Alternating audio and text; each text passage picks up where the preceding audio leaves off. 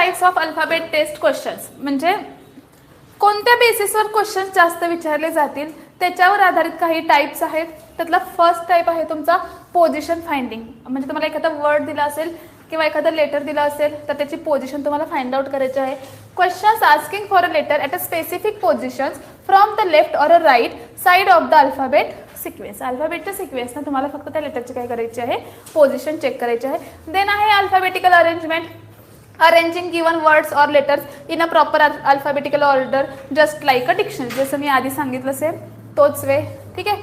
Then आहे letters pair identification. तुम्हाला पेअरमध्ये करायचं, हा खूप इम्पॉर्टंट पॉईंट आहे ॲक्च्युली. याच्यावर मोस्ट ऑफ द क्वेश्चन्स हे विचारले जातात. लेटर पेअर काय असते, मी आता ते क्वेश्चन सॉल्व्ह करत असताना आपण बघूयात, तेव्हा तुम्हाला ते जास्त क्लिअर होऊन जाईल.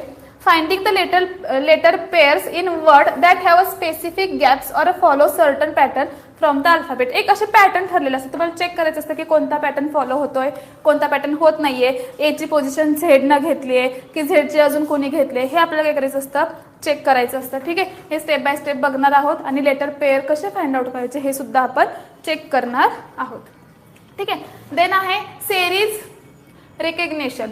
आता सेरीज रिकग्नेशन मध्ये काय येतं बघा, आयडेंटिफाय द मिसिंग लेटर और pattern in a letter sequence following specific logical rules. म्हणजे एखादा लेटर मिसिंग असेल तर तो मिसिंग लेटर आपल्याला फाइंड आउट करायचा आहे. ठीक आहे. हे सगळेचे 4 टाइप्स आहेत. मोस्ट ऑफ द क्वेश्चन याच्यावर विचारले जातात. मला असं वाटतं तुम्ही जर स्कॉलरशिपचा स्टडी करत असाल तर तुम्हाला या टाइपचे क्वेश्चन्स हे ऑलरेडी गेले असतील किंवा असे क्वेश्चन्स विचारलेले सुद्धा असतील. ठीक आहे.